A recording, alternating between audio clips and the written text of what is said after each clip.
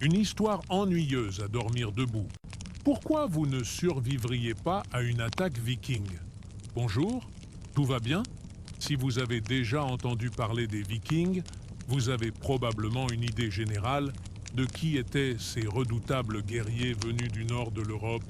Mais plongeons plus profondément pour bien comprendre ce qui rendait les raids vikings si difficiles à repousser. La première chose qui vient à l'esprit lorsqu'on pense aux Vikings est sans aucun doute leur réputation de navigateurs et de guerriers intrépides. Entre le 8e et le 11e siècle, ils se sont lancés dans des expéditions pour explorer, piller et conquérir. Et la vérité est que leurs raids ont laissé une empreinte indélébile dans l'histoire de l'Europe. Mais qu'est-ce qui rendait précisément ces attaques si efficaces? Pourquoi, malgré toute l'infrastructure, les défenses et les forces armées des grands empires européens, les Vikings sont-ils restés une menace si difficile à contenir? Pour comprendre cela, il faut remonter le temps et réfléchir à la manière dont les Vikings opéraient, aux tactiques qu'ils employaient et à la façon dont ils parvenaient à déjouer toute forme de défense organisée. Les raids vikings n'étaient pas de simples batailles entre deux armées, mais des incursions rapides et presque clandestines qui surprenaient leurs victimes. Et ce n'était que le début de ce qui les rendait si difficiles à contrer. Imaginez d'abord la situation en Europe médiévale. Alors que les Vikings, originaires des régions de Scandinavie, l'actuelle Norvège, Suède et Danemark, excellaient grâce à leur savoir maritime, la plupart des défenses européennes n'étaient pas préparées à repousser une attaque venue de la mer, et encore moins une attaque aussi imprévisible. Le littoral européen était parsemé de villages de pêcheurs, de monastères et de villes côtières qui non seulement constituaient des cibles faciles de par leur emplacement, mais n'étaient pas non plus fortement protégés contre les assauts venant des navires. Cela s'expliquait par le fait qu'à cette époque, les ennemis venus de la mer étaient rares et que l'idée d'invasion rapide n'était pas à l'ordre du jour de ceux qui étaient chargés des défenses.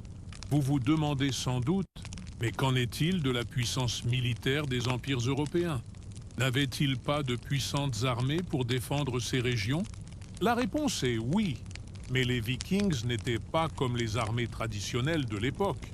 Ils étaient rusés et beaucoup plus rapides dans leurs assauts que n'importe quelle armée que l'on pouvait mobiliser sur Terre. Pour être plus clair, parlons un peu des navires vikings. Le célèbre navire viking, le Drakkar, était léger, rapide et capable de naviguer en eau peu profonde, un avantage considérable. Grâce à ces navires, les Vikings pouvaient atteindre et attaquer n'importe quel point de la côte sans préavis, avant que toute défense ne puisse être organisée. Encore plus impressionnante était la capacité de ces navires à parcourir de longues distances sur mer, ce qui permettait aux Vikings de se déplacer avec une extrême flexibilité et d'atteindre diverses parties de l'Europe, de l'Empire byzantin aux îles britanniques. Cette vélocité et cette souplesse de transport permirent aux Vikings de frapper de manière quasi imprévisible. Ils pouvaient arriver rapidement, piller, puis s'évanouir sans laisser de traces, retournant en mer avant que toute résistance ne puisse être organisée. Imaginez un village côtier qui se remettait à peine d'un raid viking pour être de nouveau attaqué sans le moindre avertissement. Cette imprévisibilité rendait toute tentative de défense extrêmement ardue, d'autant plus que la communication entre villes et villages n'était alors ni rapide ni efficiente. Un message avertissant de l'arrivée des Vikings pouvait mettre des jours à être acheminé, alors que les envahisseurs avaient déjà pillé et disparu avant même que des renforts n'aient pu arriver. Un autre facteur qui compliquait la défense contre les Vikings était la propre capacité d'organisation des Vikings. Nous ne parlons pas ici d'une vaste armée conventionnellement organisée, dotée de hiérarchies strictes et d'une structure militaire imposante. Les Vikings formaient de petites unités d'élite composées de guerriers aguerris, excellents combattants et entraînés dès leur plus jeune âge à se battre dans diverses situations. Ces guerriers vikings étaient rusés et savaient employer des tactiques de guérilla pour dominer rapidement le terrain. Experts en combat rapproché avec épée, haches et lances, ils étaient en outre d'une cruauté tristement célèbre, ce qui contribuait à intimider leurs victimes avant même le début de la bataille. Et lorsque nous abordons les tactiques guerrières, les Vikings faisaient preuve d'une maîtrise impressionnante des stratégies psychologiques. Avant chaque affrontement, ils déployaient des manœuvres destinées à semer la panique parmi les populations locales. Imaginez-vous comme un habitant d'un village d'Angleterre médiévale, et soudain, vous apercevez un drakkar viking accosté sur le rivage. Outre la stupeur suscitée par la présence de guerriers redoutables, vous saviez qu'aucune armée conventionnelle ne se trouvait dans leur sillage immédiat. Cela impliquait que toute tentative de défense que vous auriez pu envisager était vouée à l'échec. Dans bien des cas, les victimes des Vikings n'eurent même pas le temps d'organiser une résistance efficace, tant les assaillants pouvaient surgir sans bruit, frapper avec une rapidité déconcertante et disparaître avant que les autorités n'aient pu réagir. En outre, la manière dont les Vikings communiquaient entre eux était également très efficace. Ils utilisaient des signaux et des codes pour coordonner les attaques et s'assurer que les actions étaient synchronisées et bien planifiées. Un exemple en était leur capacité à attaquer simultanément dans plusieurs régions, ce qui semait la confusion dans les défenses et les obligeait à disperser leurs ressources sur plusieurs fronts. Imaginez une ville entière devant protéger simultanément sa côte, ses champs et ses ports. Le résultat était une surcharge des défenses, rendant toute résistance insuffisante. Il est désormais essentiel de souligner que les Vikings ne se contentaient pas d'attaquer des villages ou de petites villes. Leurs raids visaient fréquemment des sites stratégiques tels que les monastères et les églises. Et ce, pour une raison des plus évidentes. Ces lieux étaient riches, mais aussi incroyablement vulnérables. Les monastères, par exemple, possédèrent une importance religieuse et culturelle capitale. Or, les moines et les habitants des environs n'étaient nullement préparés à faire face à une force militaire. Le choix de ces emplacements par les Vikings n'était pas le fruit du hasard. Il s'agissait d'une tactique visant non seulement le pillage, mais aussi l'instauration d'une terreur psychologique, en frappant directement au cœur des croyances et des valeurs des communautés visées. Et bien sûr, il ne faut pas oublier l'ampleur de la terreur psychologique qu'infligeaient les Vikings. Même lorsqu'ils n'attaquaient pas physiquement, leur réputation de cruauté et de brutalité était profondément ancrée dans l'esprit de ceux qui les craignaient. Leur nom, leur image et les récits de leurs exploits effrayaient quiconque était exposé à une attaque. Ils étaient non seulement réputés pour leur prouesse martiale, mais aussi pour leur aptitude à semer la terreur psychologique, un facteur qui rendait toute défense encore plus ardue. Et comme si tout cela ne suffisait pas, la pression constante de savoir que les Vikings pouvaient attaquer à tout moment, sans avertissement et avec une force écrasante, faisait de chaque tentative de défense un défi permanent. Il était impossible de prévoir où ou quand la prochaine attaque aurait lieu, plongeant ainsi chaque ville ou village dans un état d'alerte perpétuelle.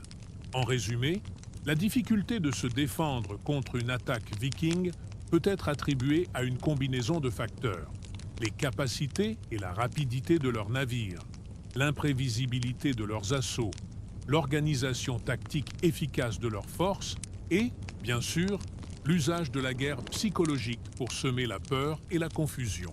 Ces guerriers du Nord savaient parfaitement exploiter les faiblesses de leurs proies, ce qui explique pourquoi ils furent si redoutables et si redoutés dans l'histoire de l'Europe médiévale. Dans la section suivante, nous examinerons ces facteurs de manière plus approfondie pour comprendre comment les Vikings ont acquis une telle notoriété en tant qu'envahisseurs les plus redoutés de leur époque. Lorsque l'on évoque les Vikings, une image très répandue surgit, celle de guerriers sauvages, aux cheveux et barbes hirsutes, brandissant des haches et vociférant tout en pillant villages et cités. Cette représentation, nourrie par le cinéma et les légendes, véhicule une vision simpliste, voire déformée, de la société viking. En réalité, les Vikings furent bien plus que de simples guerriers impitoyables. Ils furent d'exceptionnels navigateurs, dotés d'une connaissance remarquable de la mer et de l'art de la navigation, ainsi que de redoutables stratèges et de commerçants habiles. Les Vikings, originaires de Scandinavie, ne se limitaient pas à être une simple troupe de guerriers. Leur société était d'une complexité remarquable, composée de paysans, d'artisans, de marchands et, bien entendu, de guerriers. Chacun de ces groupes jouait un rôle significatif, mais la culture viking était indéniablement centrée sur l'art de la guerre, la quête de l'honneur et l'accumulation de richesses. Pour les Vikings, la guerre constituait un vecteur d'accomplissement de ces aspirations, mais cela ne saurait signifier que leur société était unidimensionnelle ou exclusivement composée de combattants. Contrairement à une idée reçue, les Vikings ne constituaient pas une nation homogène, mais plutôt un conglomérat de tribus et de clans indépendants, chacun doté de ses propres chefs. Cela impliquait qu'ils pouvaient être tour à tour alliés et adversaires les uns des autres au cours de leur histoire. Ce manque d'unité politique ne les a cependant pas empêchés de devenir une force extrêmement puissante en Europe médiévale, particulièrement entre le 8e et le 11e siècle. Ce qui unifiait ces peuples était un ensemble commun de croyances, de mythes et une culture forte de loyauté, d'honneur et de bravoure, transmise de génération en génération. L'une des principales raisons pour lesquelles les Vikings étaient redoutés résidait dans leur incroyable aptitude à la navigation. Ils construisaient de longs navires flexibles, connus sous le nom de dracars, qui étaient parfaitement adaptés aux raids rapides et discrets. Ces navires pouvaient naviguer aussi bien en haute mer que dans les eaux peu profondes, ce qui permettait aux Vikings de se déplacer aisément dans toute l'Europe. Les navires vikings étaient également rapides et maniables, ce qui leur donnait la capacité de mener des attaques surprises, souvent avant que toute forme de défense ne puisse être mise en place. Ce qui distinguait véritablement les Vikings, cependant, était la flexibilité de leur tactique d'attaque. Contrairement à d'autres armées de l'époque qui suivaient un schéma rigide lors de leurs raids, les Vikings étaient réputés pour leur adaptabilité. En fonction de la situation, ils étaient capables de mener des assauts de grande ampleur et organisés, ou bien des incursions plus petites et rapides avec moins d'hommes. Cette imprévisibilité rendait toute tentative de défense extrêmement ardue. Lorsque les Vikings attaquaient, il n'y avait aucun schéma établi à anticiper, ce qui rendait leurs victimes vulnérables et ne leur laissait aucun répit pour se préparer. En outre, la nature de leurs raids, qui se déroulaient souvent dans des lieux reculés et isolés, compliquait la défense. Les villages côtiers et les petites villes représentaient des cibles faciles, car les Vikings pouvaient apparaître par surprise, frapper rapidement, piller et disparaître avant qu'une réponse ne puisse être organisée. Les populations touchées étaient prises au dépourvu, et souvent, la panique se propageait avant même le début des affrontements. Cela contribuait au succès des raids vikings, qui étaient fréquemment plus d'ordre psychologique que physique. Et naturellement, il ne faut pas omettre l'ampleur de la terreur psychologique qu'instauraient les Vikings. Même lorsqu'ils n'attaquaient pas physiquement, leur réputation de cruauté et de brutalité était profondément ancrée dans l'esprit de ceux qui les redoutaient. Leur nom, leur image et les récits de leurs exploits terrifiaient quiconque était exposé à une attaque. Ils étaient célèbres non seulement pour leur prouesse martiale, mais aussi pour leur aptitude à propager l'effroi psychologique, un facteur qui rendait toute défense encore plus ardue. Et comme si tout cela ne suffisait pas, La pression constante, le fait de savoir que les Vikings pouvaient attaquer à tout moment, sans préavis et avec une force écrasante, faisait de chaque tentative de défense un défi permanent. Il était impossible de prédire où ou quand la prochaine attaque aurait lieu, ce qui plaçait chaque ville ou village dans un état d'alerte continuelle. En résumé, la difficulté à se défendre contre une attaque viking s'explique par une conjonction de facteurs: la dextérité et la vélocité de leurs navires, l'imprévisibilité de leurs assauts, l'organisation tactique efficiente de leurs troupes et bien sûr l'usage de la guerre psychologique visant à semer la terreur et la désorganisation. Ces guerriers du Nord savaient exploiter avec une précision remarquable les failles de leur proie, ce qui explique en partie pourquoi ils furent si redoutables et tant redoutés dans l'histoire de l'Europe médiévale. Nous allons, dans la prochaine section, disséquer plus avant ces éléments, pour mieux appréhender comment les Vikings ont acquis une telle renommée en tant qu'envahisseurs les plus redoutés de leur époque. Lorsque l'on évoque les Vikings, une image revient avec une prégnance singulière, celle de guerriers sauvages, aux chevelures et barbes hirsutes, brandissant des haches tout en vociférant lors du pillage de villages et de cités. Cette représentation, largement alimentée par le cinéma et les récits légendaires, offre une vision simpliste, voire déformée, de la société viking. En réalité, les Vikings étaient bien plus que de simples bellicistes impitoyables. Ils se distinguaient comme des navigateurs hors pair, dotés d'une connaissance profonde des océans et de la cartographie, ainsi que comme des stratèges redoutables et des marchands habiles. Originaires de Scandinavie, les Vikings ne se limitaient pas à être une simple troupe de guerriers. Leur société était d'une complexité remarquable, comprenant des paysans, des artisans, des marchands et, bien sûr, des guerriers. Chacun de ces groupes revêtait une importance capitale, mais la culture viking tournait indubitablement autour de l'art de la guerre et de la quête de l'honneur et de la richesse. Pour les Vikings, la guerre était un vecteur d'accomplissement de ces aspirations, mais cela ne signifiait nullement que leur société était unidimensionnelle ou exclusivement composée de combattants.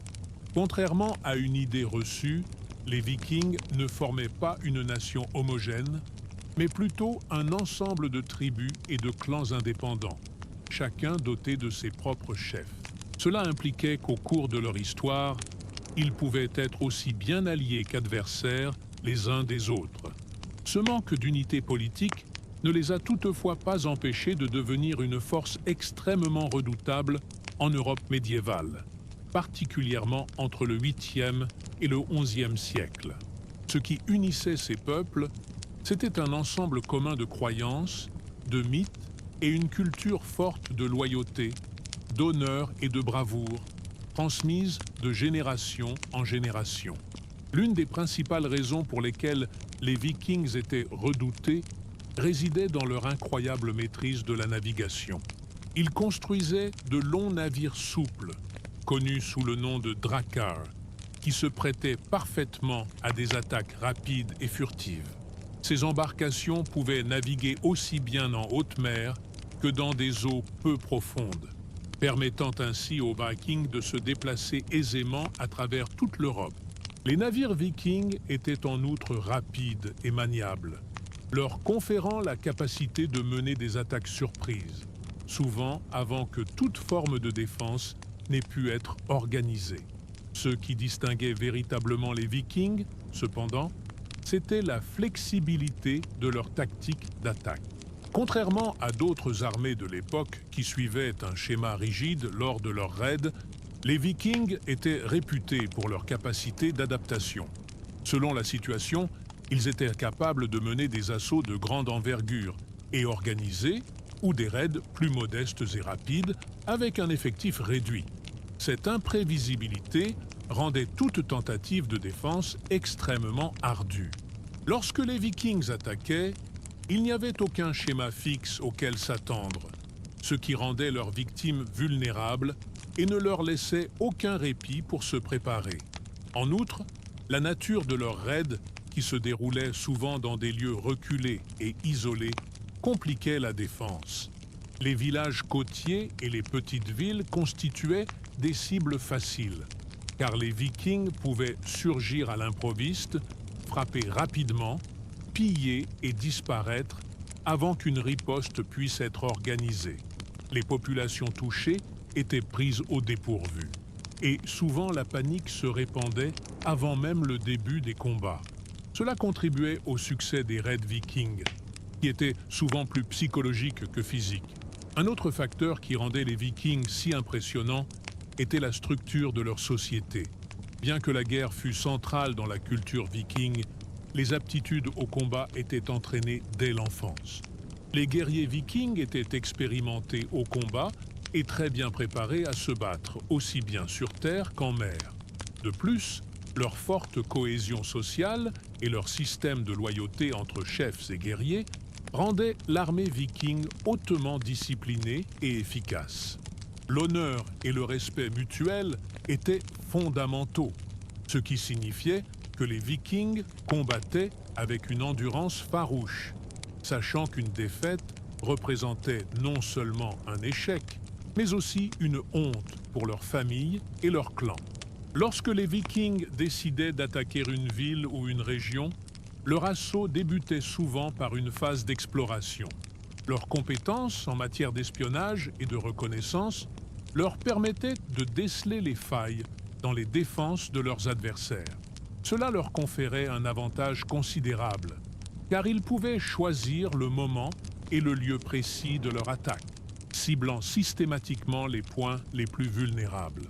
L'utilisation d'attaques rapides et de retraits soudains rendait également toute contre-offensive ardue. Les Vikings savaient mener leurs raids et se retirer prestement, rendant ainsi la poursuite et la vengeance compliquées. La combinaison de ces différentes aptitudes, dextérité dans la construction navale, flexibilité dans les tactiques de combat, recours à la surprise, expérience du champ de bataille et cohésion sociale, faisaient des Vikings une menace redoutable. Bien que leurs raids fussent souvent dévastateurs, les Vikings n'étaient pas de simples pillards incontrôlés. C'était une société qui valorisait l'honneur, le respect et la loyauté, mais qui savait également comment employer sa force militaire pour atteindre ses objectifs. Les raids vikings n'étaient pas seulement le reflet de la violence, mais aussi de l'intelligence stratégique et de la capacité d'adaptation. En définitive, la difficulté de se défendre contre une attaque viking résidait dans la combinaison de plusieurs aptitudes qui rendèrent les Vikings quasiment invincibles. Ils n'étaient pas simplement des guerriers rustres, mais une civilisation aux multiples facettes et adaptable, capable d'optimiser ses compétences. Leur raid n'était pas une simple démonstration de force, mais une application stratégique et intelligente de tout ce dont ils disposaient, de la guerre au commerce, de la navigation à la diplomatie. Et c'est précisément ce qui a fait des Vikings l'une des forces les plus redoutées et respectées de l'histoire médiévale. Ces navires se distinguaient non seulement par leur conception impressionnante, mais aussi par leur aptitude à se déplacer avec rapidité et souplesse. Contrairement aux grands navires de guerre de l'époque, qui nécessitaient des eaux profondes pour naviguer, les dracars étaient des embarcations à faible tirant d'eau, conçues pour les eaux peu profondes telles que les fleuves et les estuaires. Cette conception permettait aux Vikings d'approcher leurs victimes par des directions inattendues, souvent dans des lieux inaccessibles aux autres navires. Cela leur conférait un avantage stratégique considérable, leur offrant la possibilité de s'approcher des côtes et des villages sans être détectés jusqu'à la dernière minute. La rapidité se manifestait également dans l'attaque proprement dite. Dès qu'un Viking repérait une cible potentielle, il ne perdait pas un instant. L'équipage du Drakkar, comptant habituellement entre 20 et 30 hommes, se tenait prêt à débarquer promptement pour assaillir. Le navire, avec ses voiles multicolores, et ses représentations frappantes de dragons offraient une vision redoutable, mais étaient également d'une agilité surprenante. Portés par un vent favorable, ces navires pouvaient atteindre des vitesses considérables pour l'époque, faisant des Vikings des maîtres capables de surprendre et d'attaquer sans crier gare. Souvent, les victimes n'avaient même pas le temps de réagir avant que les Vikings ne se présentent à leur porte, prêts à piller, à voler et à détruire. Imaginez par exemple un petit village niché au bord d'un fleuve ou sur une côte reculée. Durant la journée, le calme n'est troublé que par les murmures de la nature et le labeur des villageois. Mais à l'horizon, vous apercevez un navire viking qui approche. Ce qui, au début, n'était qu'une forme indistincte, se révèle en un instant être une embarcation colossale, dont les voiles claquent au vent. Au début, ce n'est peut-être qu'une vision lointaine, mais à mesure que le vaisseau se rapproche, la prise de conscience devient plus vive. Ce navire n'est pas un vaisseau ordinaire, c'est un drakkar, un navire viking, et il fait route directement vers votre village. Avant même que vous n'ayez le temps de sonner l'alarme ou d'organiser une défense, le navire se trouve déjà à quelques centaines de mètres de la côte, et les Vikings commencent à débarquer pour piller et rançonner. Ce sentiment d'imprévisibilité et de rapidité était sans aucun doute l'un des plus grands atouts des Vikings. Il était impossible d'anticiper leurs assauts, car il n'y avait pas de schéma établi. Les Vikings pouvaient attaquer le matin, la nuit, ou même au beau milieu d'une tempête. Ils étaient prêts à faire face à toutes les situations. S'il y avait une faille, une vulnérabilité, ils en tiraient parti. Cela rendait la défense des villages et des villes extrêmement ardue, car la préparation à une attaque viking était souvent compromise par la vitesse à laquelle les envahisseurs arrivaient. Aucune troupe locale ni patrouille navale n'était équipée pour réagir à une agression aussi fulgurante et soudaine. En outre, la mobilité des drakkars permettait aux Vikings d'attaquer simultanément depuis différents points. Cela signifiait que, pendant qu'une partie de l'équipage débarquait pour assaillir le village côtier, une autre pouvait rapidement remonter à l'intérieur des terres pour piller des villages ou des villes situées le long des fleuves.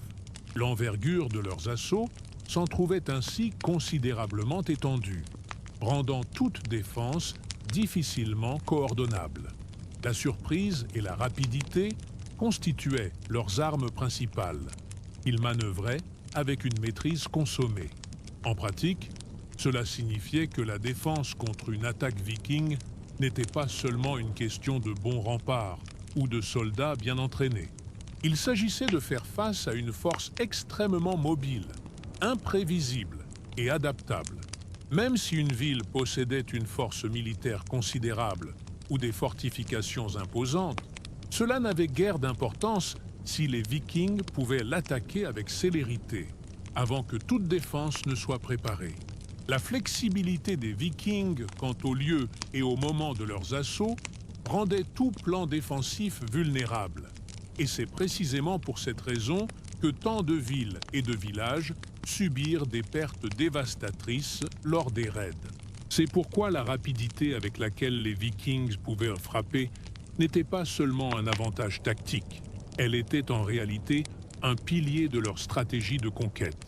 Alors que le reste du monde médiéval était encore prisonnier de l'idée de guerre prolongée et de sièges laborieux, les Vikings avaient saisi qu'il fallait être rapide, imprévisible et surtout surprenant pour dominer et semer le chaos. Ainsi, grâce à leurs drakkars, les Vikings réussirent à rendre l'art de l'abordage si prompt et si meurtrier que la défense semblait souvent une entreprise quasi impossible. Outre leur vitesse impressionnante, l'une des plus grandes forces des Vikings résidait dans leur capacité à mener des attaques surprises. Contrairement aux armées traditionnelles de l'époque, qui suivaient des stratégies conventionnelles et annonçaient leur arrivée par de grandes marches et des signes avant-coureurs, les Vikings étaient tristement célèbres pour leur manière furtive et soudaine de frapper. Ils ne se conformaient pas aux règles de combat habituelles, rendant leurs actions d'autant plus imprévisibles et difficiles à contrer. Lorsque l'on évoque les assauts militaires au Moyen Âge, il est aisé d'imaginer de vastes batailles impliquant des armées structurées, progressant d'un point à un autre au son des tambours et sous le déploiement des bannières. Les Vikings, cependant, rompirent avec ce schéma. Ils n'opéraient pas dans le fracas. Leurs incursions étaient fulgurantes, furtives et souvent totalement imprévisibles.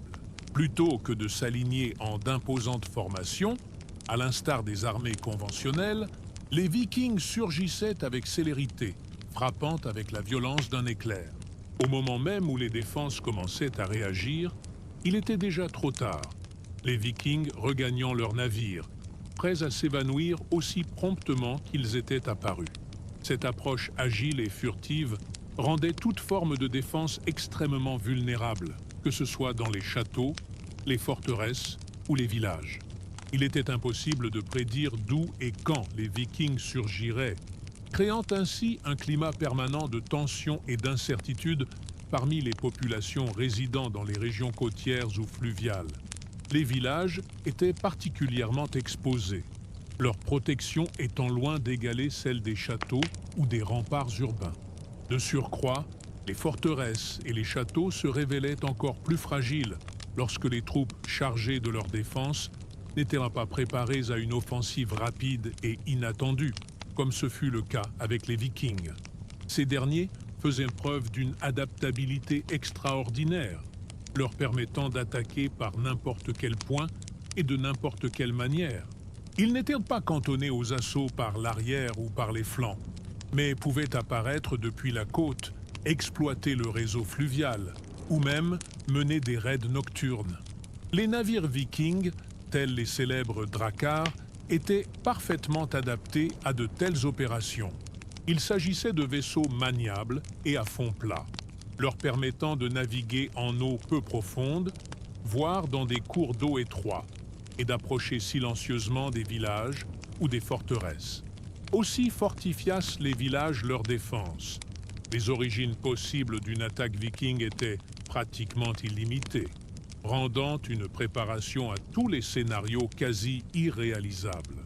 Les incursions nocturnes figuraient parmi les aspects les plus redoutés des raids vikings. Durant la nuit, la visibilité était réduite et les populations se trouvaient plus vulnérables. L'essentiel des activités quotidiennes dans les villages et les villes se déroulant de jour.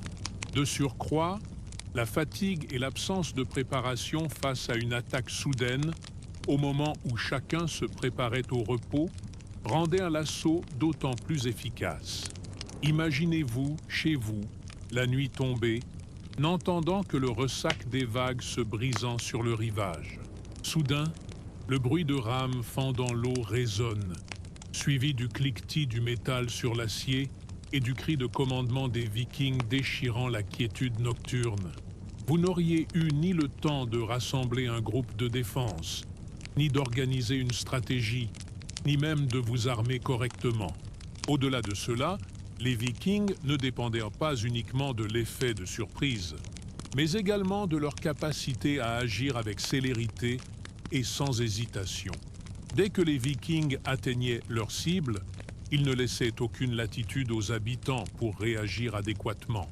Leur méthode était implacable, caractérisée par des assauts fulgurants qui ne laissaient aucune opportunité à une défense organisée ou efficace.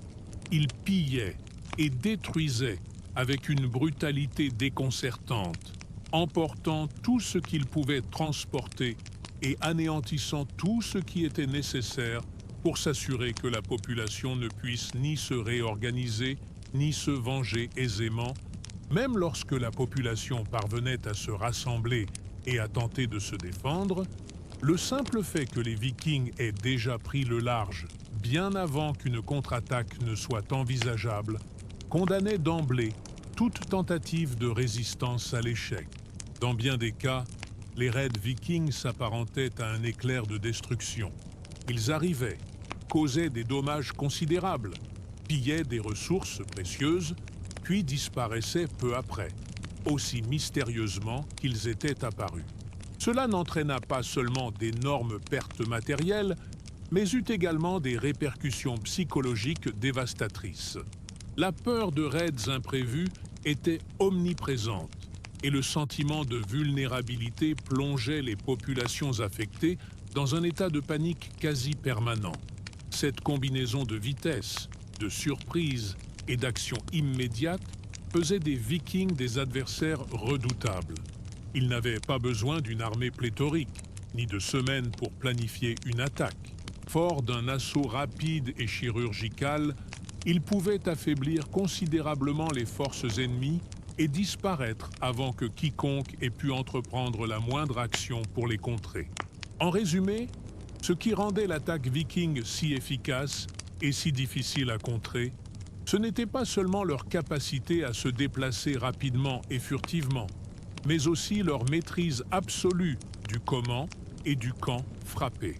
Ils avaient toujours une longueur d'avance, exploitant l'imprévisibilité ainsi que le temps limité de leurs adversaires pour organiser une défense adéquate.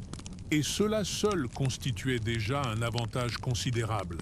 Les Vikings n'étaient pas seulement des guerriers accomplis et des navigateurs exceptionnels. Ils excellaient également à exploiter les caractéristiques naturelles de leur territoire à leur avantage, utilisant leur environnement lors des raids.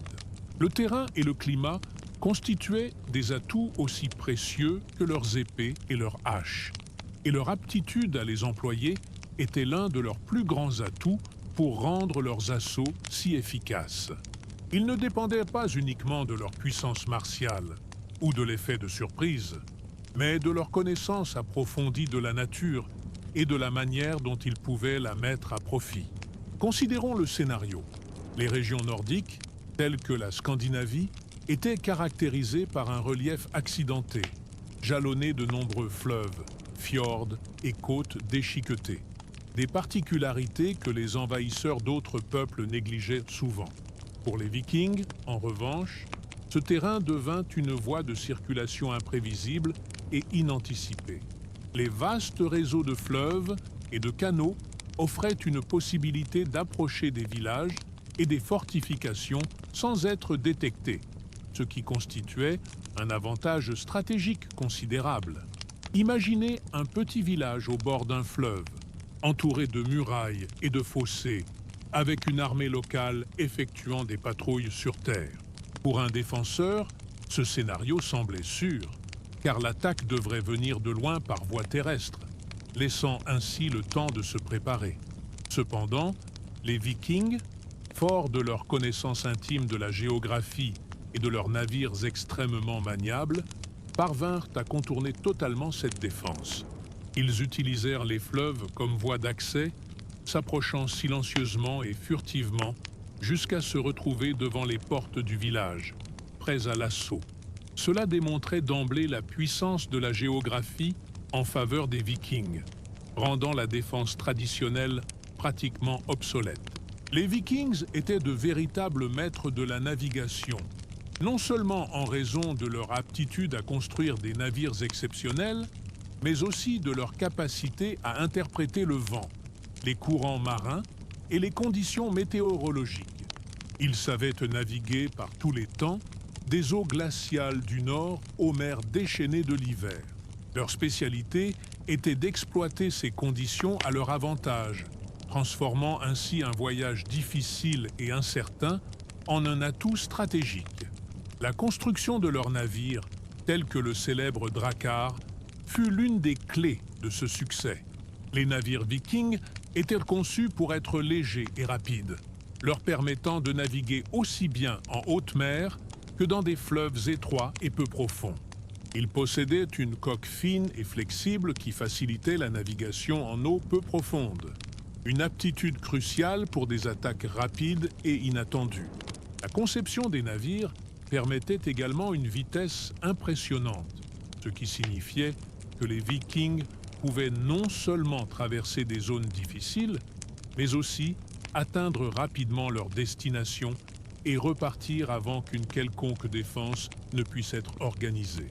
En outre, l'exploitation du vent rendait ces raids encore plus agiles et imprévisibles. Les Vikings savaient comment utiliser le vent à l'avantage de leurs navires, ce qui leur permettait de parcourir rapidement de grandes distances. Les vents du nord, souvent plus forts et plus constants, étaient idéaux pour cette navigation à grande vitesse. Ces vents, alliés à la conception robuste et efficace des navires, permettaient aux Vikings d'attaquer à tout moment, même lorsque les conditions météorologiques ne semblaient pas favorables. Bien que les Vikings aient été bien plus que de simples navigateurs, leur capacité à supporter des conditions météorologiques défavorables a également joué un rôle capital dans leur stratégie d'attaque. Alors que les peuples plus au sud de l'Europe étaient habitués à des climats plus tempérés, les conditions rigoureuses de l'Europe du Nord, caractérisées par de longs hivers glacials, des vents froids et une pluie incessante, constituaient un terrain sur lequel les Vikings excellaient. Ils étaient résilients, habitués au froid extrême et capables de naviguer dans des conditions qui auraient rapidement contraint d'autres à l'abandon. Cette résilience au froid et au climat rigoureux leur conférait également un avantage psychologique. Pour de nombreux ennemis, l'idée de combattre des guerriers capables non seulement de supporter le climat impitoyable, mais d'y prospérer, engendrait un sentiment de désespoir. Le fait que les Vikings puissent attaquer avec si peu de considération pour les conditions météorologiques, tandis que leurs victimes se sentaient impuissantes face au froid et aux outrages de la nature, augmentait encore la vulnérabilité des défenseurs. En outre, le fait que les navires vikings pouvaient naviguer en toute saison, y compris en hiver, renforçait encore leur avantage. Cela leur conférait une flexibilité que peu d'autres armées possédaient, tandis que d'autres forces militaires devaient coordonner leurs assauts en fonction des conditions météorologiques et des saisons favorables. Les Vikings étaient prêts à frapper toute l'année, à tout moment, de jour comme de nuit. Un autre facteur primordial résidait dans l'imprévisibilité. Forts de leur profonde connaissance des paysages et des vents, les Vikings pouvaient choisir le moment et le lieu de leurs assauts. Ils n'avaient pas à se soucier des défenses établies telles que les châteaux et les forteresses, car leurs navires leur permettaient d'arriver par des voies peu évidentes, par exemple via des fleuves ou des zones côtières difficilement surveillables par les armées adverses. Même les endroits les plus fortifiés, tels ceux dotés de remparts et de fossés, étaient vulnérables à la maîtrise navigatoire des Vikings. De surcroît, la capacité des Vikings à naviguer de nuit ou par visibilité réduite accroissait l'incertitude quant au moment et au lieu où les raids auraient lieu.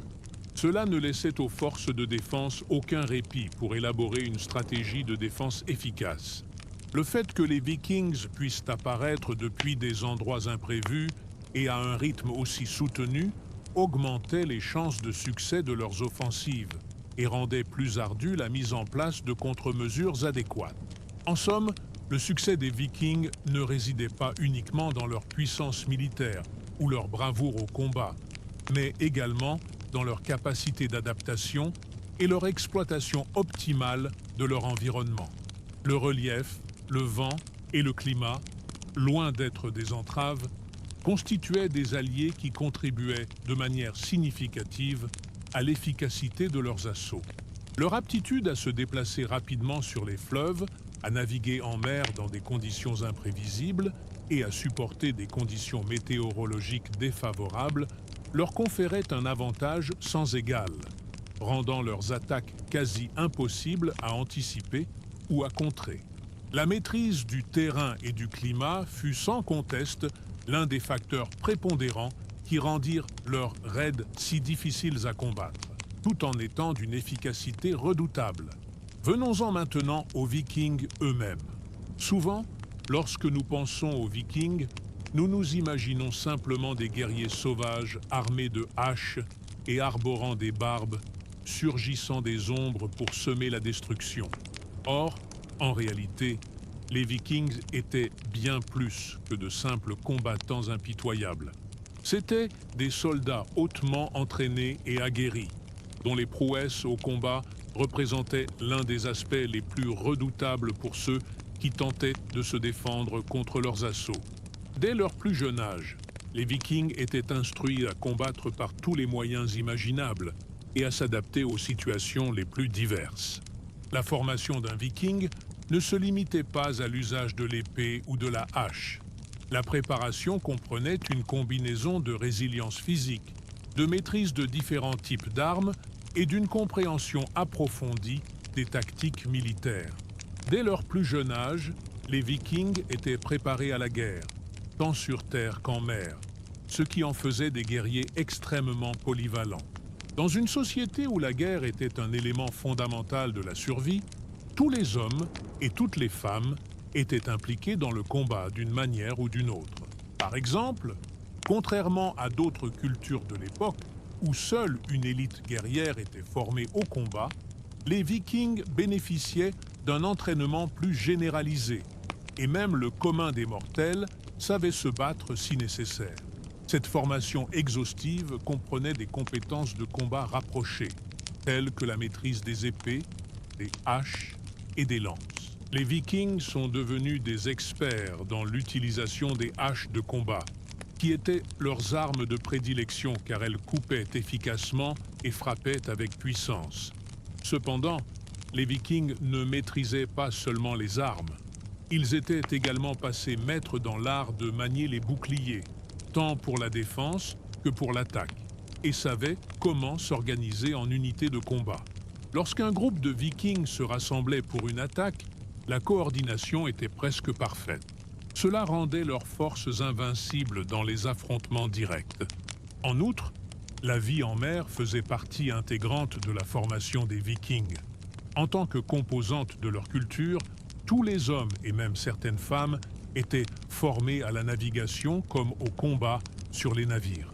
Les Vikings étaient d'excellents marins, et cela ne se limitait pas à la simple navigation.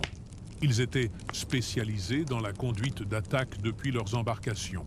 Leurs navires, les célèbres dracars ou bateaux dragons, étaient conçus pour être rapides et agiles, permettant aux Vikings de frapper rapidement et de regagner la mer avant que toute riposte ne soit possible. Cette aptitude à mener des offensives depuis leurs vaisseaux constituait un avantage stratégique que peu d'adversaires pouvaient surmonter. L'expérience martiale des Vikings était également directement liée à leur capacité d'adaptation. Ils étaient réputés pour leur flexibilité et la rapidité avec laquelle ils pouvaient modifier leur tactique au cours d'une offensive. Si quelque chose ne fonctionnait pas ou si une défense se révélait plus solide qu'anticipé, les Vikings étaient capables d'ajuster leur approche en temps réel. Ils ne se limitaient pas à un seul type de combat ou à une seule arme. Si nécessaire, ils pouvaient attaquer à la hache, à la lance ou même aux flèches.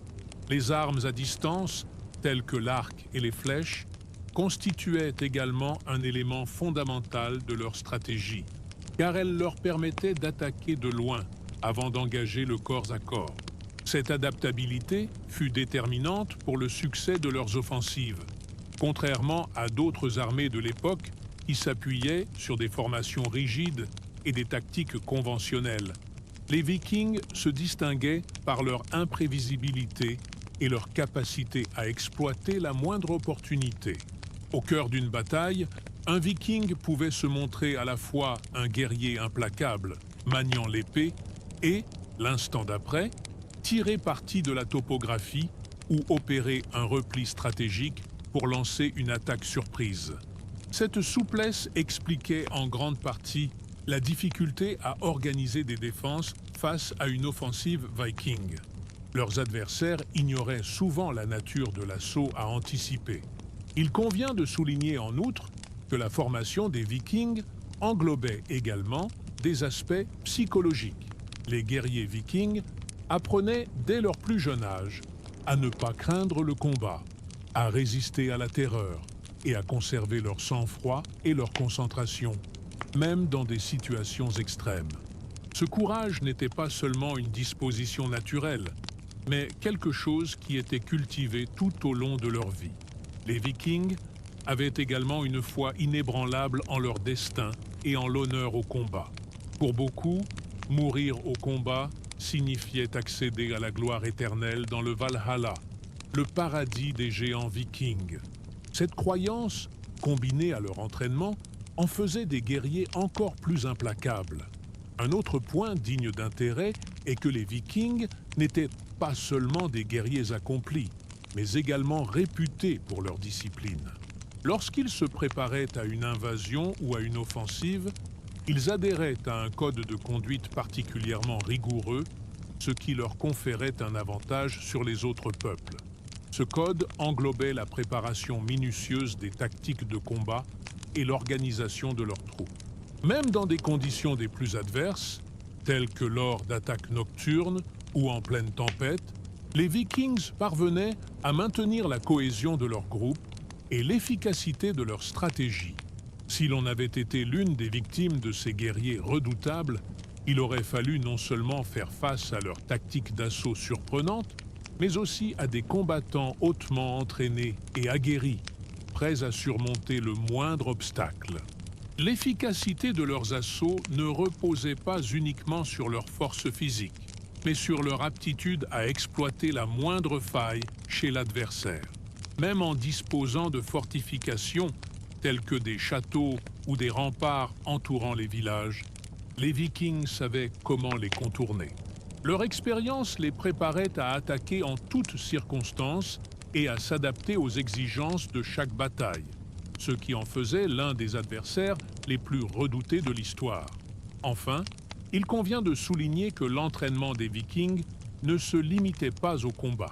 Il englobait également le renforcement de l'esprit d'équipe, la compréhension de leur culture guerrière et la capacité à collaborer. Cela faisait des Vikings non seulement des combattants exceptionnels individuellement, mais aussi une armée cohérente, capable de relever n'importe quel défi et de s'adapter à toute situation. Plus que de simples attaquants efficaces, les Vikings excellaient dans l'art de faire tout le nécessaire pour s'assurer que leur objectif soit atteint, que ce soit sur le champ de bataille ou en mer. Cela rendait la défense contre une attaque viking extrêmement difficile et ardue. Un aspect souvent négligé, mais néanmoins crucial, des raids vikings résidaient dans leur impact psychologique sur leurs victimes. Ce n'était pas seulement la puissance militaire des Vikings qui rendait leurs assauts difficiles à repousser, mais aussi la terreur qu'ils instillaient. Imaginez un instant que vous viviez dans un petit village riverain ou côtier, où la vie s'écoulait paisiblement, loin des grandes batailles et des conflits. Soudain, au cœur de la nuit, vous entendez des cris, le fracas des ordres et le bruit des navires vikings progressant sur l'eau. Avant même que vous n'ayez le temps de réagir, les Vikings sont déjà à votre porte. Ce n'est pas seulement la perspective de combattre des guerriers aguerris et implacables qui est effrayante, mais aussi l'effroi qu'ils répandent, imprégnant chaque recoin de votre village. Cette appréhension ne découlait pas uniquement de la puissance martiale des Vikings, mais aussi de leur réputation et de l'aura de terreur qui les enveloppait. Le simple nom de Viking suffisait à déstabiliser quiconque. Les récits circulant sur ces guerriers nordiques étaient souvent amplifiés avec le temps, façonnant une image encore plus redoutable que celle de ce qui se produisait réellement lors d'une attaque.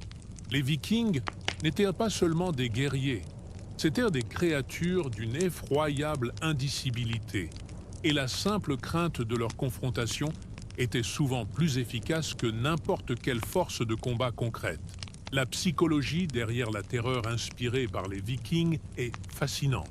Ils étaient réputés non seulement pour leur force et leur tactique, mais aussi pour la manière dont ils exploitèrent la peur à leur avantage. L'effroi qu'ils instillaient chez leurs victimes, en particulier les civils, était souvent plus dévastateur que n'importe quelle arme. Lorsqu'un village était attaqué, il n'était pas rare que les habitants, paralysés par la peur, capitulent sans opposer de résistance. Ils préféraient abandonner leurs biens dans l'espoir d'éviter le pire, sachant que la résistance équivalait souvent à une condamnation à mort. Ce n'étaient là pas seulement les combats à l'épée et à la hache qui amenaient les populations à la soumission, mais aussi la conviction largement répandue que s'opposer aux Vikings signifiait une destruction incommensurable.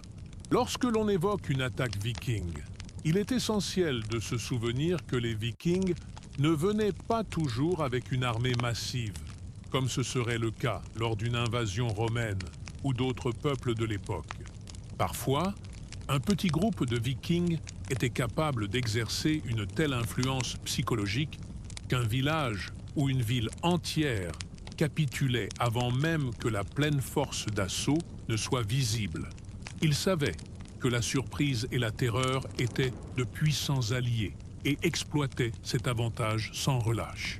La simple apparition à l'arrière d'un village, sans avertissement et avec leur réputation redoutée, suffisait à déstabiliser toute forme de résistance. Ce type d'appréhension ne se limitait pas aux petits hameaux et aux colonies isolées. Même les cités plus vastes et mieux fortifiées, bardées de remparts et de douves, n'étaient pas à l'abri de l'impact psychologique d'une incursion viking. Les défenses de ces cités pouvaient être redoutables. Pourtant, rien ne pouvait préparer les populations au choc de voir leurs adversaires surgir avec une telle rapidité et imprévisibilité. Les Vikings n'étaient pas des belligérants ordinaires pour l'époque, ceux qui respectaient les codes conventionnels de la guerre et se présentaient en masses imposantes. Loin de là, ils débarquaient, frappaient avec une fureur sauvage, puis s'évanouissaient aussi promptement qu'ils étaient apparus. La terreur qu'inspiraient les Vikings ne résidait pas uniquement dans leur réputation, mais aussi dans la nature de leurs assauts. Ils étaient réputés pour frapper à l'improviste, souvent de nuit, lorsque les populations étaient le moins préparées. Il n'était pas rare que les raids vikings aient lieu aux premières lueurs de l'aube, tandis que les villages dormaient encore, ou partant couverts, lorsque la visibilité était réduite. Ce facteur de surprise, allié à la notoriété de leur brutalité, générait une tempête psychologique qui sapait toute résistance. Ce sentiment d'inévitabilité était également un facteur important. Le fait que les Vikings puissent attaquer à tout moment et de n'importe où donnait aux habitants d'une ville ou d'un village un sentiment d'impuissance. Ils savaient que leur défense pouvait s'avérer inutile face à un adversaire aussi habile, rapide et imprévisible. Cette appréhension à l'idée d'affronter les Vikings, combinée au sentiment d'impuissance face à la rapidité et la précision de leurs assauts, faisait souvent apparaître la capitulation comme la seule issue pour éviter le pire. Un autre aspect psychologique des raids vikings résidait dans la manière dont ils généraient une atmosphère de terreur persistante. Même si un village ou une ville n'était attaqué qu'une seule fois, le souvenir de cette attaque pouvait perdurer longtemps après. La crainte que les Vikings ne reviennent et ne frappent à nouveau était une réalité constante pour ceux qui en avaient déjà été victimes. Les récits de destruction et de violence se transmettaient de génération en génération, perpétuant ainsi le cycle de l'appréhension et de l'effroi. Cette menace perpétuelle de nouvelles incursions rendait difficile pour toute cité ou bourgade de vivre en paix, car la simple apparition d'un navire viking à l'horizon ou d'une troupe de guerriers dans les bois suffisait à raviver tous les spectres des horreurs précédemment vécues. L'influence psychologique des Vikings ne se limitait cependant pas aux raids eux-mêmes.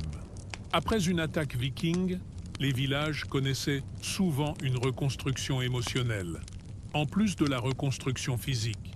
Même lorsque la destruction n'était pas totale, la peur de nouvelles attaques laissait souvent les habitants affaiblis et incapables de se rétablir pleinement.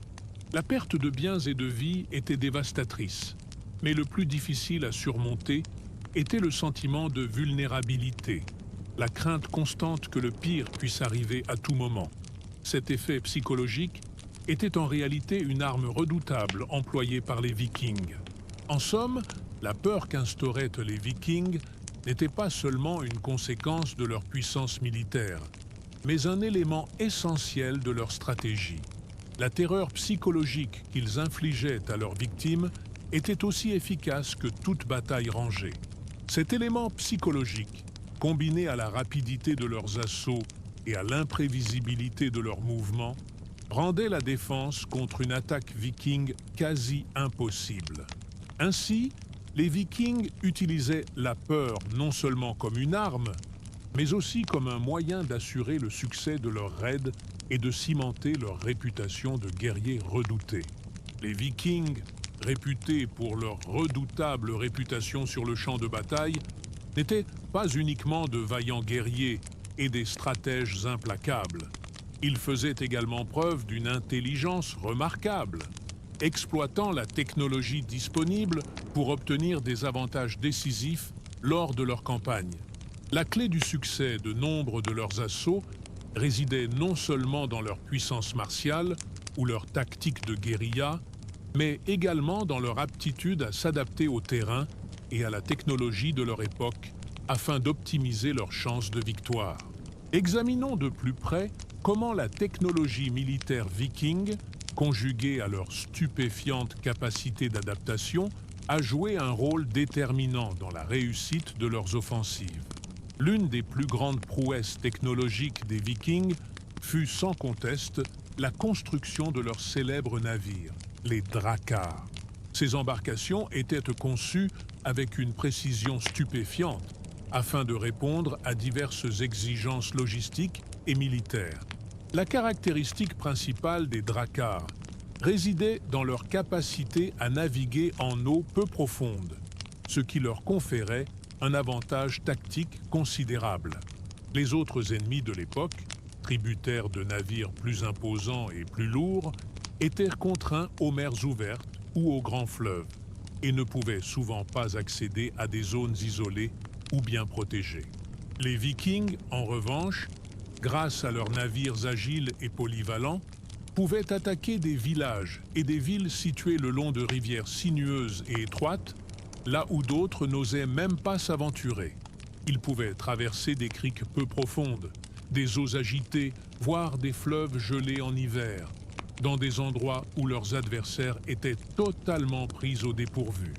Les Drakkar étaient construits avec des matériaux légers mais robustes, permettant aux Vikings de parcourir de grandes distances rapidement. Leurs voiles triangulaires étaient conçus pour capter la moindre brise, augmentant encore la vitesse et la maniabilité des navires. Cela conférait aux Vikings une mobilité exceptionnelle. Ils pouvaient attaquer rapidement, surprendre leurs victimes, puis disparaître avant même que toute résistance n'ait pu être organisée. Cet avantage technologique facilitait non seulement les attaques par surprise, mais garantissait également aux Vikings une retraite aisée en cas d'échec d'une offensive, rendant leur stratégie de guerre imprévisible et efficace. En outre, la technologie viking ne se limitait pas à leurs navires. Ils étaient également des maîtres de l'art de la guerre de siège, employant des techniques et des outils avancés pour venir à bout des châteaux et des forteresses. Bien que le concept du siège fût connu depuis l'Antiquité, les Vikings surent exploiter leurs connaissances pour construire des engins de siège efficaces, tels que des catapultes et des béliers, afin de mettre sous pression les défenses des châteaux initialement conçus pour des assauts prolongés. Même les défenses les mieux préparées n'étaient pas à l'abri de la détermination et de l'ingéniosité des Vikings. Outre les armes de siège, les Vikings employaient également la guerre psychologique et des tactiques de destruction rapide pour déstabiliser leurs adversaires. Dans de nombreux cas, ils n'avaient pas besoin de vastes armées pour s'emparer d'une forteresse. Ils privilégiaient plutôt une approche de terreur fulgurante, frappant de manière inattendue et implacable. L'emploi de petits groupes de guerriers, associés à leur immense expérience dans la manœuvre de leurs navires, produisait un effet de grêle de flèches, où les adversaires ignoraient comment réagir ou se défendre contre une attaque aussi éclair. Un autre point crucial résidait dans la faculté des Vikings à adapter leur technologie aux exigences spécifiques de chaque situation. Ils ne se limitaient pas à une seule forme de combat ou à une stratégie unique. Au contraire, ils faisaient preuve d'une extrême souplesse et savaient exploiter les ressources à leur disposition pour surmonter tous les défis. Si l'adversaire excellait dans la défense de forteresses, les Vikings s'adaptaient en recourant à des béliers, des échelles et d'autres engins de siège pour franchir ces obstacles. Lorsque le combat se déroulait en mer, ils utilisaient leurs dracars pour des raids rapides, se retirant tout aussi promptement si nécessaire. Cette flexibilité tactique et cette capacité d'adaptation aux réalités du champ de bataille constituaient l'une des raisons principales pour lesquelles les Vikings étaient tant redoutés. Ils pouvaient frapper de multiples manières et s'ajuster avec célérité à l'environnement ou à la résistance rencontrée. Cependant, la capacité d'adaptation des Vikings ne se limitait pas au champ de bataille. Ils étaient en quête perpétuelle d'innovation et d'amélioration technologique. Au cours de leurs expéditions, ils découvraient de nouveaux territoires et rencontraient des matériaux et des techniques de combat variées. Attentifs aux évolutions dans d'autres régions du monde, ils n'hésitèrent pas à adopter de nouvelles idées et méthodes susceptibles d'optimiser leurs assauts. Cela témoignait non seulement d'une mentalité de guerriers implacables, mais aussi d'une disposition à l'innovation. Ils étaient capables de projeter leur regard vers l'avenir et d'intégrer des technologies qui assuraient le succès de leurs invasions. La technologie viking s'étendait également à la conception de leurs armes. Les épées vikings, par exemple, étaient remarquables par leur qualité et leur efficacité au combat. Fabriquées en fer de haute qualité, souvent ornées de motifs élaborés sur les lames, elles étaient conçues pour être efficaces tant en combat rapproché que lors d'assauts rapides. De plus, les Vikings étaient réputés pour leur aptitude à forger des haches et des lances, des armes qu'ils maîtrisaient avec une grande dextérité. Leurs lames étaient tranchantes et résistantes, faites pour supporter les contraintes et un usage constant.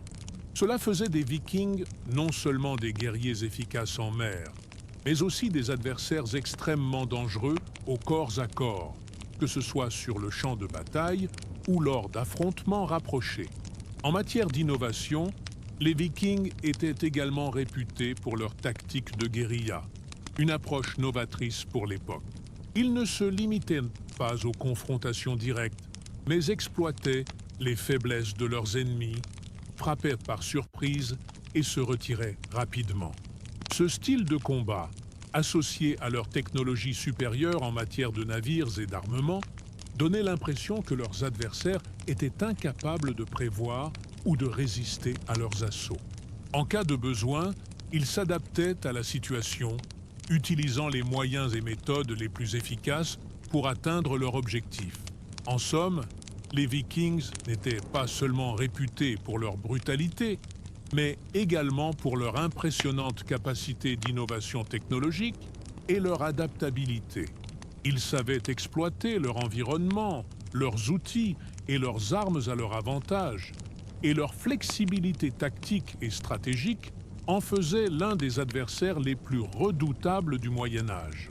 La combinaison de leurs aptitudes au combat, de leur technologie avancée et de leur adaptabilité innée faisait des Vikings une force quasi invincible, capable de surmonter tous les défis qui se présentaient à eux.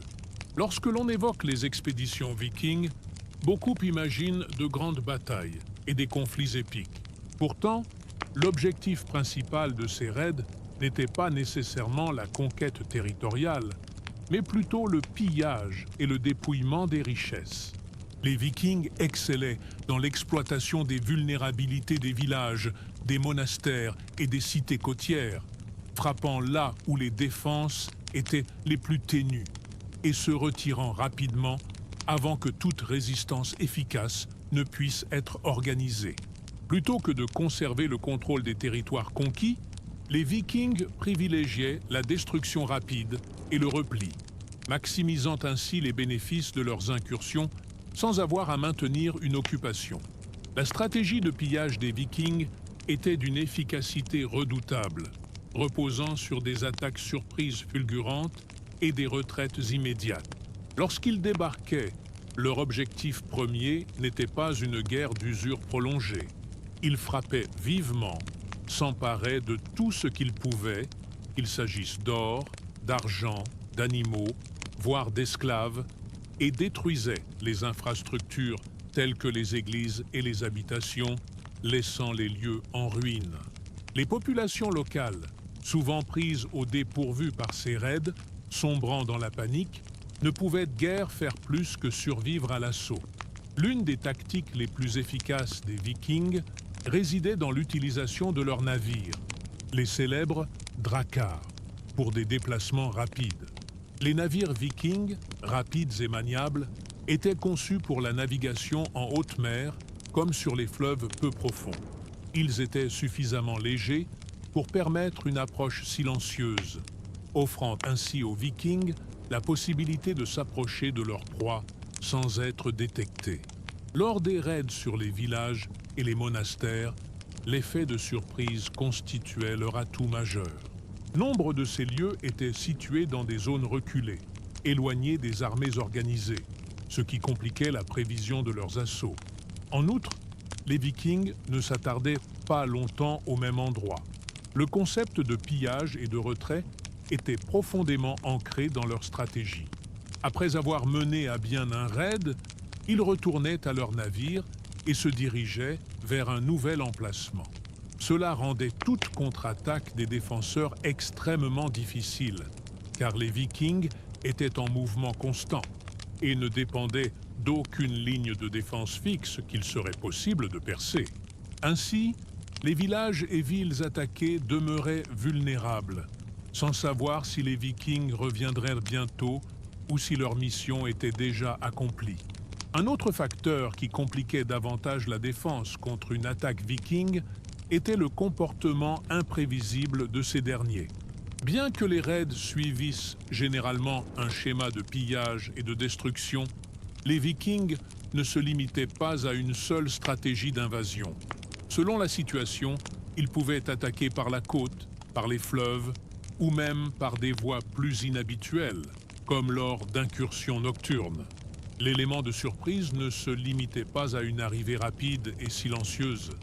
Il s'étendait également au choix du moment de l'attaque, obligeant les défenses locales à rester constamment en alerte, sans jamais savoir quand surviendrait le prochain assaut.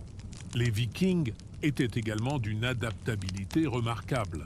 Lorsqu'un pillage s'avérait impossible, ou que les conditions de défense étaient plus complexes, comme dans le cas de châteaux ou de forteresses, ils modifiaient tout simplement leur stratégie, recourant à des techniques de siège ou à des assauts directs, rapides et précis.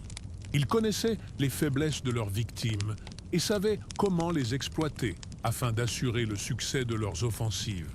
En outre, il ne faut pas sous-estimer la psychologie derrière les raids vikings. La peur d'affronter une attaque viking constituait une arme redoutable. Pour les populations de l'époque, la simple mention du nom viking suffisait à semer la panique et le désespoir. Ce n'était pas seulement la menace de la violence, mais aussi l'image de ces guerriers redoutables et impitoyables, armés de leurs longues barbes, haches et épées, qui avaient des effets psychologiques dévastateurs. Cette appréhension contribuait au succès des raids, car les villages attaqués n'opposaient souvent qu'une résistance minime, dans l'espoir d'éviter des destructions plus importantes. Il est essentiel de noter que, malgré leurs incursions rapides et violentes, les Vikings possédaient également des aptitudes remarquables en matière de négociation et de formation d'alliances lorsque la situation l'exigeait. Souvent, après un pillage fructueux, ils regagnaient leur foyer avec leur butin. Dans d'autres circonstances, cependant, ils pouvaient négocier avec les communautés attaquées, offrant une forme de protection en échange de tribus ou d'autres biens. Cela démontrait qu'au-delà de la brutalité de leurs assauts, il y avait une sagacité stratégique qui permettait aux Vikings de maîtriser intelligemment la situation. Mais qu'est-ce qui rendait un raid viking si difficile à contrer? En premier lieu, la rapidité et la surprise étaient leurs plus grands atouts. Les Vikings ne laissaient aux défenseurs aucun répit pour s'organiser ou opposer une résistance efficace. Ils attaquaient, pillaient et repartaient promptement, laissant derrière eux un sentiment d'impuissance chez les populations touchées. De plus, leur aptitude à adapter leur tactique à la situation et leur dextérité à exploiter les failles des défenses locales rendait toute contre-offensive considérablement ardue. Un autre point crucial réside dans le fait que les Vikings étaient en perpétuel mouvement. Ils n'étaient pas cantonnés à un territoire spécifique, ni à un emplacement fixe, ce qui rendait ardue l'élaboration de défenses efficaces. Les communautés prises pour cible ne pouvaient ni anticiper le lieu de la prochaine incursion, ni deviner les tactiques adoptées par les Vikings, rendant ainsi toute stratégie défensive précaire et vulnérable. En résumé, les raids vikings constituaient une combinaison redoutable de rapidité, de surprise, d'adaptabilité et de terreur psychologique. Ils savaient exploiter les atouts naturels du terrain, mettre leur technologie à profit et surtout instiller la peur dans les populations. Se défendre contre une attaque viking était pratiquement une gageure, tant le moment que le lieu échappait à toute prédiction, et les adversaires ne pouvaient guère opposer de résistance face à une force aussi fulgurante et impitoyable. C'est pourquoi la meilleure stratégie consistait souvent à négocier ou à fuir, avant même que l'assaut ne soit déclenché. Ces raids vikings, bien que brutaux, ont eu une incidence profonde sur l'histoire. Les stratégies qu'ils ont employées ont façonné la construction des ouvrages de défense et influencé le développement des techniques militaires pendant des siècles. Et bien sûr, la réputation des Vikings en tant que pillards et guerriers impitoyables est demeurée à jamais, tant par la terreur qu'ils inspiraient que par les légendes et les récits qui perdurent jusqu'à nos jours. Maintenant que vous avez une idée plus précise du fonctionnement des raids vikings, pourquoi ne pas en apprendre davantage sur l'histoire de ce peuple fascinant et son influence sur le monde? N'oubliez pas de liker la vidéo et de vous abonner à la chaîne pour continuer à découvrir des récits incroyables comme celui-ci. À la prochaine!